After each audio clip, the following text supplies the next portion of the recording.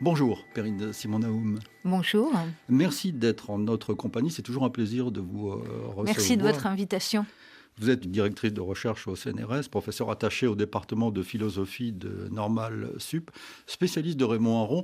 Je peux déjà annoncer aux auditeurs que ça intéresse que vous allez publier en octobre une édition commentée des mémoires de Raymond Aron.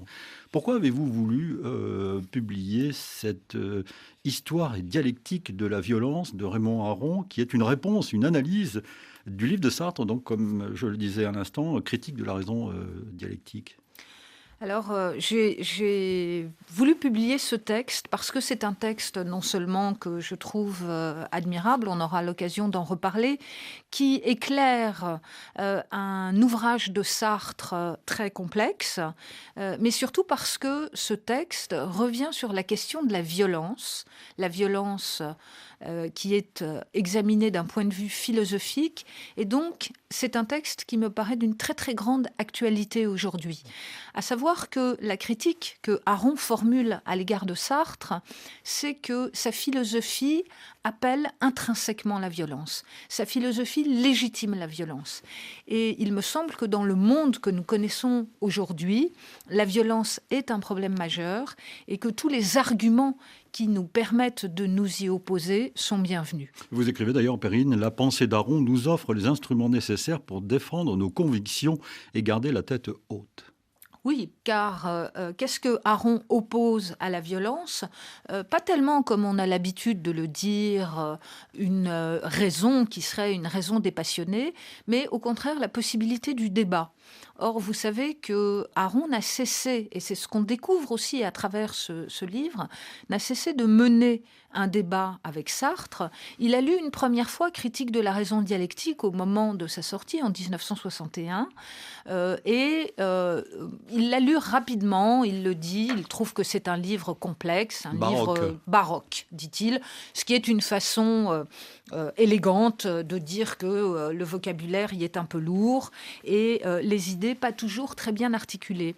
Et puis il y est revenu lors d'un cours en 1966-1967 et publie en 1973 ce texte « Histoire et dialectique de la violence » qui est à la fois un examen et une réponse critique à Sartre, mais aussi, et comme toujours dans le cas d'Aron, et c'est ça que je trouve aussi extrêmement touchant, une mise à l'épreuve de sa propre pensée. Alors, ce qu'il faut préciser, Perrine Simon-Naoum, avant de parler du contexte de l'époque, politique s'entend, du marxisme, il faut rappeler que les deux hommes étaient vraiment de la même génération, ils sont nés la même année, 1905, ils ont suivi les mêmes études, et ils ont eu un parcours de réflexion assez intense et un divorce.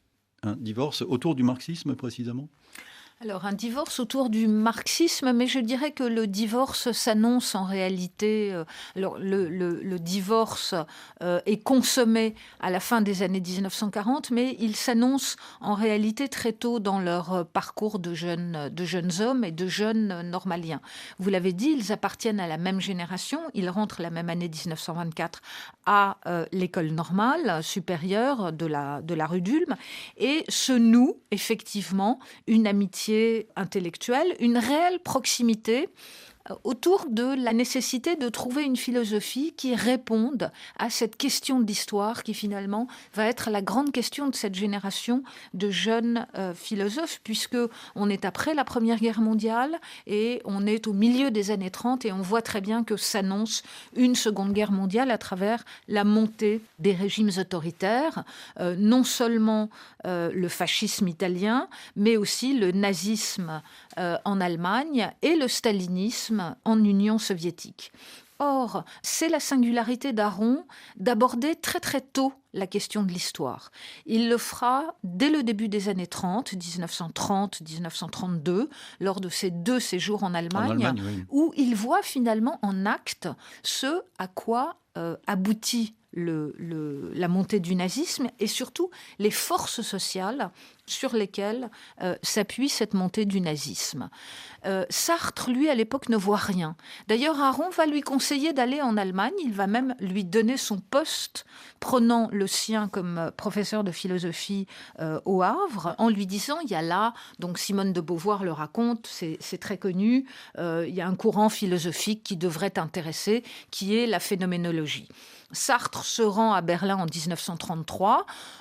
Il lit les phénoménologues, Husserl, Heidegger. Il dit d'ailleurs à Simone de Beauvoir, je les ai digérés comme je digère tous les autres philosophes pour faire ma propre philosophie, mais à l'extérieur, il ne voit rien. Et il le dit lui-même d'ailleurs, Sartre, dans les carnets de la drôle de guerre, donc les carnets qu'il tient une fois qu'il est mobilisé en 1939. Finalement, il ne rencontre que très tard la question de l'histoire. Et c'est vraiment la singularité d'Aron de l'avoir rencontré aussitôt. Alors, pour répondre et enchaîner sur le marxisme... C'est la grande époque qui va commencer du marxisme. L'idée d'Aron, c'est précisément de mettre à l'épreuve la pensée de Marx. Il part en Allemagne en 1930, il lit Le Capital, et là, lui qui était un homme de gauche et séduit par la pensée de Marx, il se rend compte que ça ne correspond plus à la réalité. Et dès lors, Aron va faire la part entre le Marx qu'il admire. Il faut quand même rappeler que Aron est pendant longtemps l'un des seuls lecteurs de Marx dans le texte en France. C'est important de le préciser. C'est important de le préciser. Marx ne sera traduit que tardivement en France. Or, Aron possède parfaitement la langue allemande. Donc, il est un lecteur admiratif du Marx, critique de son époque, critique de l'économie politique, et en revanche, il ne peut embrasser ce qu'il appelle la philosophie, le prophétisme de Marx, la philosophie de l'histoire qu'on trouve à travers l'idée de la victoire du prolétariat. Et Sartre, donc, au milieu des années 1940, fera, lui, le chemin inverse, c'est-à-dire que, alors, d'une part, il connaît beaucoup moins bien la pensée de Marx qu'Aron, et d'ailleurs, l'une des thèses d'histoire et dialectique de la violence, c'est que le marxisme de Sartre est en fait un marxisme sartrisé, ça n'est pas le marxisme de Karl Marx. Mais Sartre va essayer de trouver dans le marxisme une réponse à l'antinomie, à l'opposition, à la tension qui se trouve au sein de sa propre philosophie, à savoir l'affirmation de la liberté individuelle absolue et l'idée d'un sens de l'histoire. Alors ça, ce sont deux notions capitales. Sartre, qui est aussi l'auteur d'une œuvre philosophique comme L'être et le néant, qui paraît d'ailleurs pendant la guerre. L'être et le néant, c'est la thèse de Sartre, qu'il publie en 1943. Et là encore, ça montre finalement l'intrication des deux pensées, car dans la dédicace que Sartre va faire à Aron de cette thèse, il va en quelque sorte lui expliquer que la thèse est une réponse, je dirais, par anticipation en quelque sorte, philosophique à la propre thèse que Aron avait lui soutenue en 1938, qui porte le titre « Introduction à la philosophie de l'histoire ». Sartre, pendant la guerre, va lire cette introduction à la philosophie de l'histoire, va poursuivre son dialogue avec Aron et va chercher à y répondre en traitant à sa façon la question de l'histoire, encore une fois, depuis un point de vue qui est très spécifique à Sartre et qui va ensuite, comme je l'ai dit, lui poser un problème historico-philosophique, qui est l'affirmation de la liberté absolue et radicale de l'individu.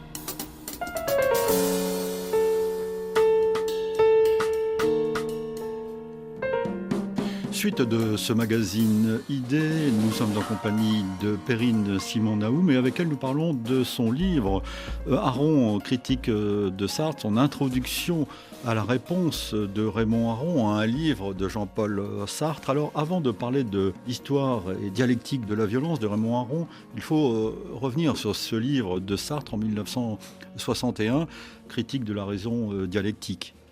Alors, qu'est-ce que c'est que cette critique de la raison dialectique ? Pour la comprendre, je crois qu'il faut situer l'ouvrage dans un double mouvement. D'abord, un mouvement historique qui est celui qui renvoie à la situation du marxisme et de l'Union soviétique à la fin des années 1950. Donc c'est le stalinisme. Hein. Le stalinisme. À savoir que le projet marxiste a pour la première fois une incarnation historique qui est le régime stalinien de l'Union soviétique, dont on voit, dont on commence à deviner, même chez ceux qui étaient aveuglés par une foi communiste, qu'il ne répond pas tout à fait au projet de l'émancipation de l'humanité, ni de la victoire du prolétariat. Et donc, ça, c'est la réalité historique. Cette réalité historique, elle se double d'une réalité philosophique qui est propre au marxisme, qui tient dans ce que Marx puis Staline ont nommé le matérialisme historique, à savoir l'idée que l'histoire serait une science.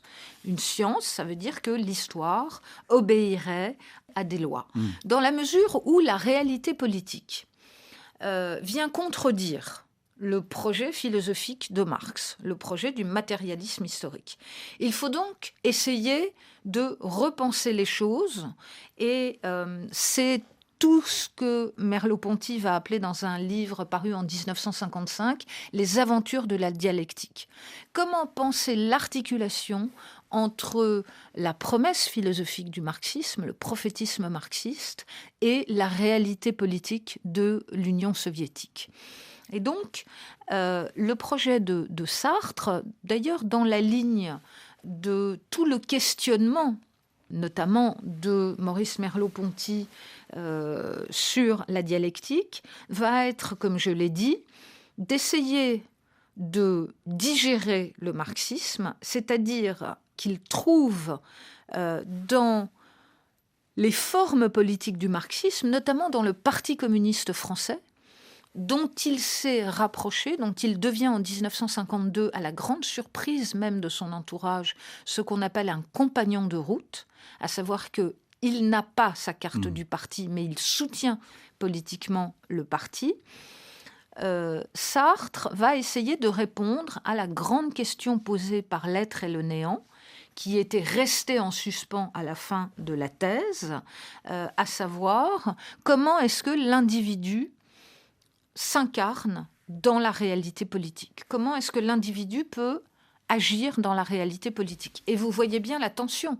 Si je dis que vous êtes une liberté radicale qui s'invente à chaque moment, et qui s'invente à chaque moment à travers ce que Sartre appelle la praxis, c'est-à-dire l'action, comment est-ce que je peux concilier l'affirmation de votre liberté radicale avec l'idée que vous agissez en vue d'une fin de l'histoire prédéterminée, d'un sens téléologique de l'histoire, à savoir la victoire du prolétariat. C'est-à-dire qu'une histoire qui aurait un sens, qui aurait le sens de l'histoire. Absolument. Et donc, si vous voulez, c'est cette question que Sartre tente de résoudre dans la critique de la raison dialectique, en reformulant une théorie de la dialectique. À savoir, si vous voulez, qu'il doit, à l'intérieur donc, de ce sujet philosophique qui affirme sa liberté absolue à travers chacun de ses actes, à travers ce que Sartre appelle le projet, c'est-à-dire la manière dont nous nous inscrivons dans le monde, il cherche à insérer un mouvement dialectique, c'est-à-dire tout simplement un mouvement, une dynamique, à l'intérieur de cet individu. Et comme le fait remarquer Aron, c'est quand même la première fois que la conscience jouera, en quelque sorte, contre elle-même. Alors, il faut noter que Raymond Aron a écrit, je crois que c'est au milieu des années 50, un livre qui a fait beaucoup de bruit, si je peux m'exprimer ainsi, L'opium des intellectuels, qui dénonçait justement l'influence du marxisme dans le monde intellectuel. Oui, l'opium des intellectuels paraît en 1955 et Aron n'a cessé en réalité depuis, mais je dirais depuis sa thèse, depuis le début de son travail philosophique, de combattre le marxisme dans ce qu'il avait finalement de refus de la réalité, de refus du concret. Oui, parce que vous notez dans un numéro remarquable de Cité, la revue Cité, consacrée à Raymond Aron, avec ce titre, Raymond Aron ou la liberté de penser, Perrine Simon-Naoum, que Aron n'a jamais invité à une lecture téléologique de la destinée humaine. Donc fondamentalement, ce sens donné par les marxistes à l'histoire ne pouvait pas lui convenir. Non. Pour Aron, et c'est là la difficulté de sa pensée. Et c'est la raison sans doute pour laquelle il a non seulement été combattu, mais pour laquelle il n'a pas réellement fait de disciples. Les Français n'ont découvert la pensée d'Aron que quelques semaines avant sa mort, au moment de la publication des mémoires. Pour Aron, l'histoire est dramatique. Dramatique, ça veut dire quoi? Ça veut dire d'une part que nous n'obtenons jamais la certitude d'une interprétation de l'histoire. Nous n'avons pas la vérité absolue. Pourquoi? Parce que l'histoire est composite. L'histoire est un ensemble fait de pluralisme, pluralisme des valeurs, pluralisme des actes. L'histoire est aussi soumise au hasard de l'événement.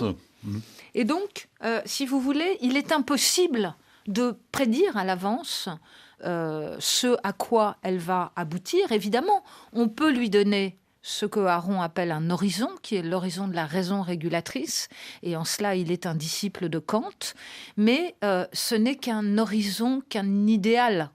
On est sûr, évidemment, qu'on ne va jamais y aboutir. Cela dit, on se situe toujours dans une double dimension qui est celle de notre histoire personnelle, mais notre histoire personnelle dépasse notre propre finitude et nous tentons, chacun d'entre nous, de travailler à l'émancipation de l'humanité vers cet horizon d'une raison régulatrice.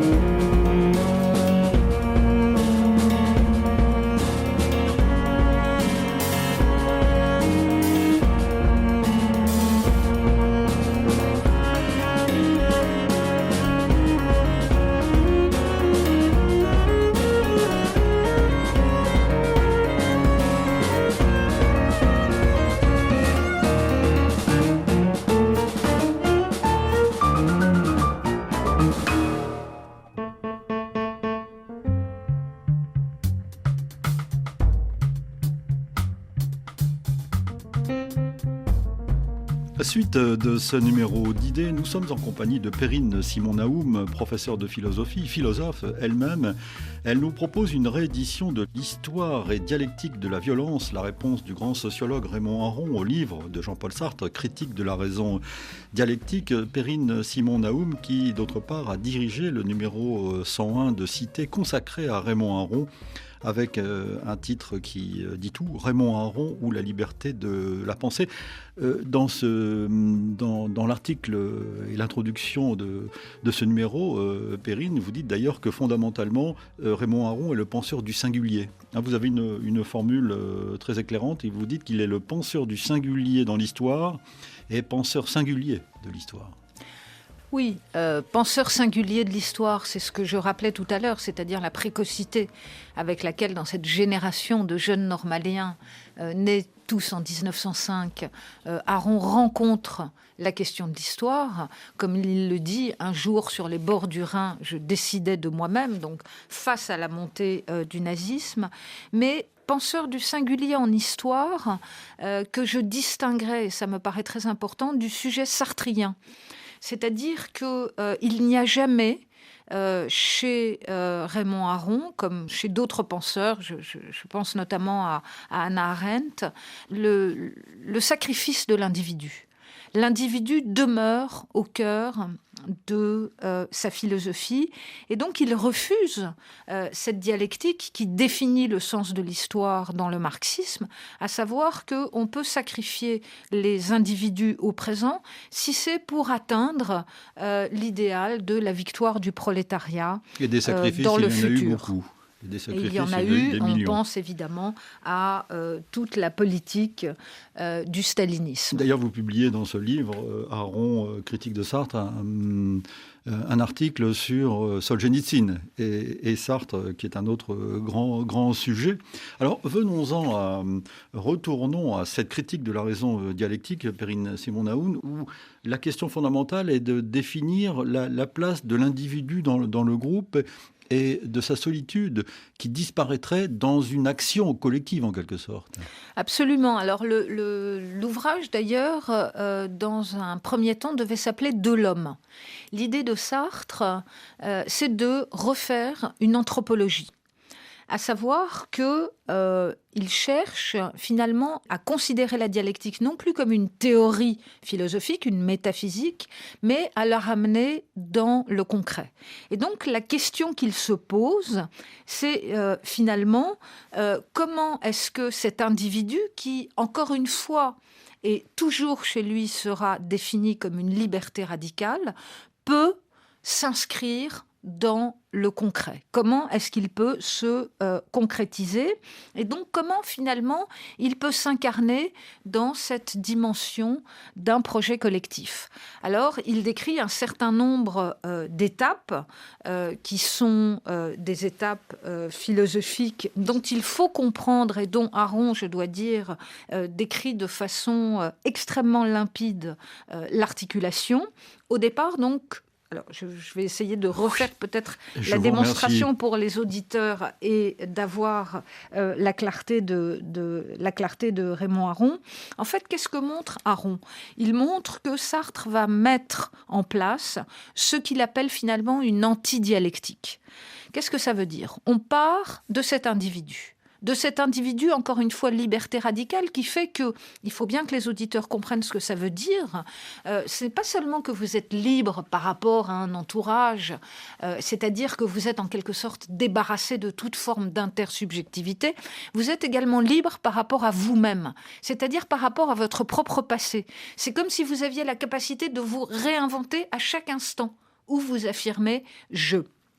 Et donc, cet individu, il y a quand même un moment où il rencontre le monde. Le moment où il rencontre le monde, c'est le moment où il rencontre son environnement matériel, à savoir un principe de rareté. Son action, s'inscrivant dans le monde, rencontre l'existence de manque. On le comprend très bien, c'est tout à fait trivial quand on cherche à se vêtir, quand on cherche à se trouver un domicile. Et donc, cet individu singulier, il va falloir mettre en lumière toutes les médiations qu'il va mettre en place pour intervenir dans le monde. C'est-à-dire, il va falloir chercher à définir cet individu concret à travers une dialectique interne qui dépasse l'individu, à savoir le subjectif, et le monde, à savoir l'objectif. Et donc, ce que Sartre fait, c'est à l'intérieur de cet individu, comme je l'ai dit, définir un premier moment subjectif, la liberté de l'individu, un second moment objectif, à savoir son inscription dans le monde, et c'est ce que Sartre appelle le pratico-inerte. La manière dont l'individu rencontre en quelque sorte une négativité, son négatif, ses manques, son besoin dans le monde. Mais ce qui est très propre à Sartre, c'est que dans ce mouvement qui est un mouvement dialectique que l'on trouve chez Hegel, qui est donc le père, on pourrait dire, de la dialectique. La nécessité de, encore une fois, de montrer que l'individu est une liberté, c'est qu'il va dépasser à l'intérieur de lui-même ce manque, cette rareté. Et c'est ce que Aron décrit comme une forme d'antidialectique. Le second point, c'est la manière dont cet individu, donc, qui a développé une dialectique interne dans l'affrontement au monde, va passer au groupe, c'est ce qu'on appelle la praxis, au social, voilà, à travers cette praxis. Et c'est ce que Sartre décrit à travers 3 modèles, ce qu'il appelle la série, ce qu'il appelle le groupe en fusion, et finalement le groupe institué. Donc vous voyez finalement le nombre d'articulations qu'il faut à Sartre, en quelque sorte, pour essayer de montrer que cet individu radicalement libre pourrait, à un moment, participer à un groupe, à un collectif, pourrait passer au social, et ce, dans un projet d'une histoire qui réunirait l'humanité tout entière. Aron lui dit non, l'humanité ne peut jamais être conçue comme une unité.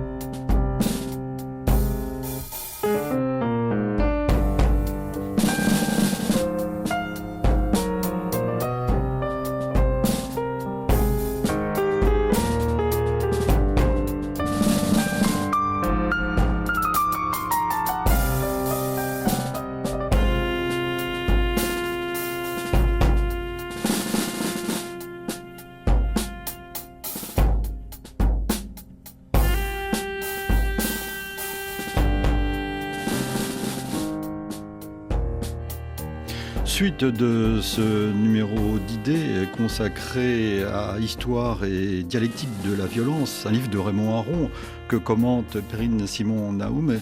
Je dois vous remercier parce que grâce à vous, nous venons de comprendre ce que dit la critique de la raison dialectique dans un français très pur et une articulation très synthétique.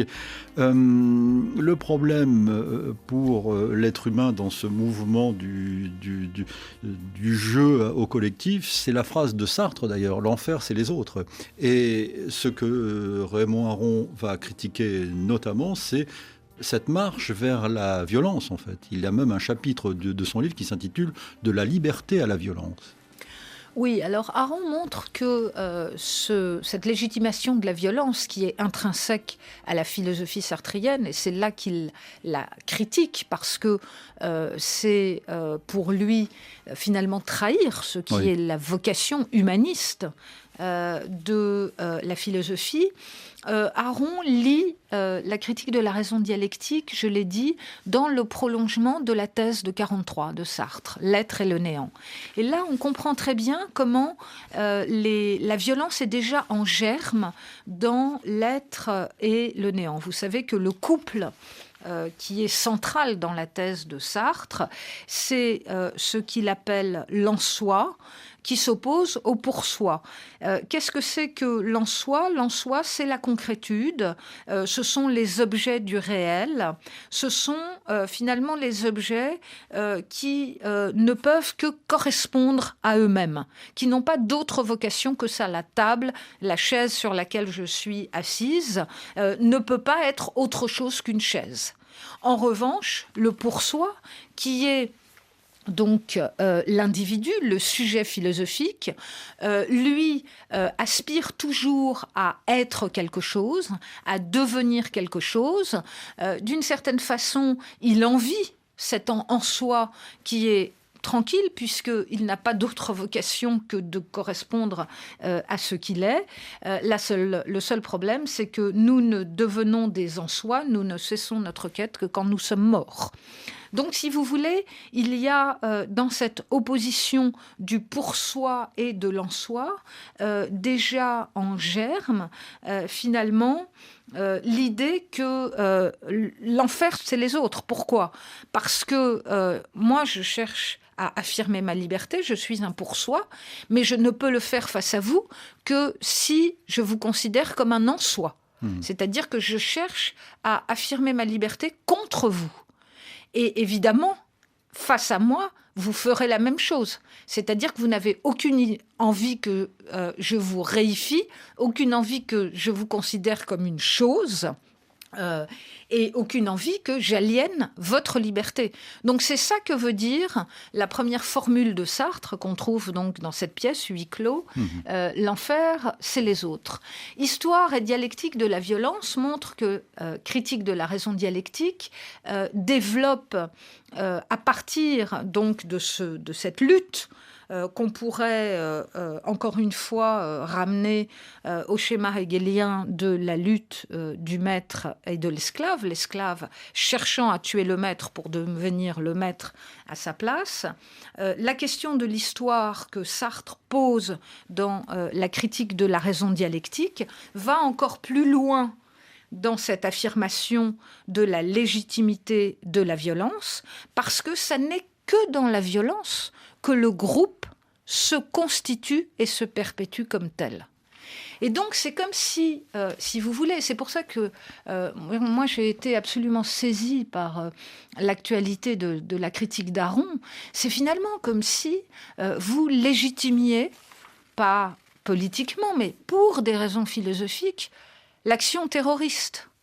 C'est-à-dire que l'individu ne s'inventant lui-même que dans l'action, pour que le groupe perpétue finalement cette définition, il faut que l'action soit toujours violente. Alors, il y a un mot que nous n'avons pas encore utilisé dans cette émission, il serait temps, c'est le fameux mot qui explique tout, finalement, l'existentialisme, justement, dans cette perspective politique. Cet affrontement. Oui, l'existentialisme, c'est la philosophie de l'existence qui trouve son fondement, je l'ai dit, dans la phénoménologie inventée par Edmond Husserl au début du XXe siècle en Allemagne, reprise par Heidegger, notamment dans son grand ouvrage de 1927, Être et temps. Qu'est-ce que l'existentialisme ? L'existentialisme, c'est une manière de reformuler la façon dont nous existons au monde. L'existentialisme reprend la question classique de la philosophie, à savoir la coupure entre le sujet et l'objet, et elle reformule cette coupure entre le sujet et l'objet en montrant que la coupure n'existe pas et que nous sommes toujours dans le monde. La question que pose l'existentialisme français, à savoir au départ Sartre et Merleau-Ponty, c'est de savoir comment nous sommes dans le monde. Donc Sartre y consacre sa thèse « L'être et le néant », dont on a vu qu'elle finalement mettait au centre ce couple du pour soi et de l'en soi, mais qui ne se rencontrent jamais, ou qui ne se rencontrent que l'un contre l'autre.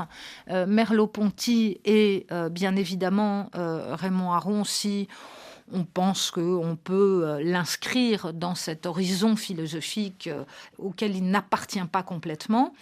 Merleau-Ponty va penser la question dans un très beau texte qui s'appelle « La guerre a eu lieu », qui est un article qu'il publie dans le premier numéro des Temps modernes, donc revue fondée par Sartre, Aron et Merleau-Ponty en 1945, en montrant que finalement nous participons de ce monde, et il prend la question de l'antisémitisme, à travers notre responsabilité, qui est une responsabilité historique.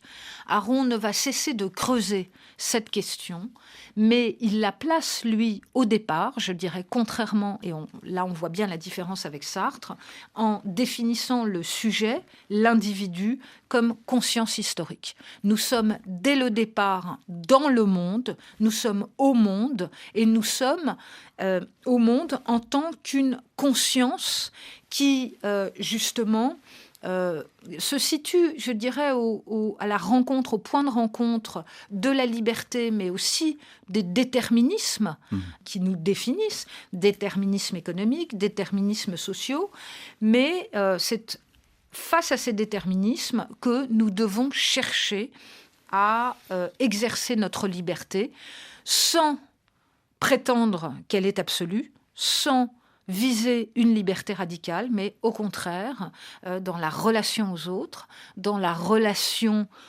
au monde, une liberté qui permette de nous affirmer comme des individus responsables. Et sans violence cette fois.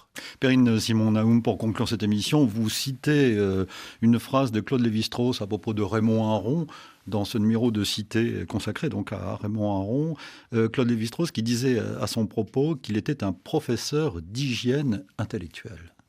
Alors, je crois qu'il faut retenir de cette formule, non pas le premier terme, professeur.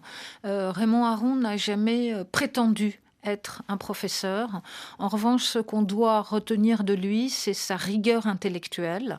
C'est la manière dont il n'a cessé de mener le dialogue, et on le voit bien à travers Histoire et dialectique de la violence, le dialogue avec Sartre, au moment même où Sartre a des mots extrêmement blessants à son égard, et la manière dont il nous invite à penser le monde comme un lieu, évidemment, d'action, un lieu d'affirmation de nous-mêmes, mais aussi un lieu de création de notre propre individualité à travers l'accueil et le débat avec les autres.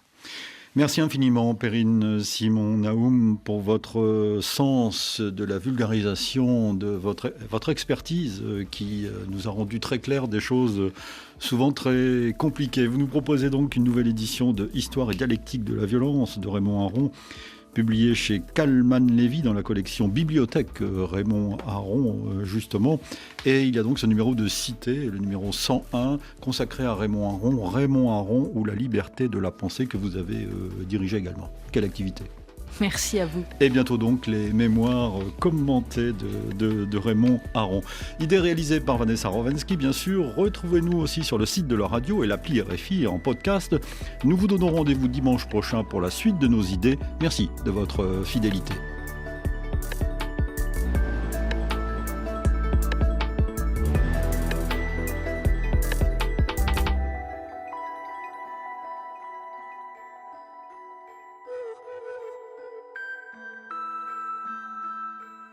Mm-hmm.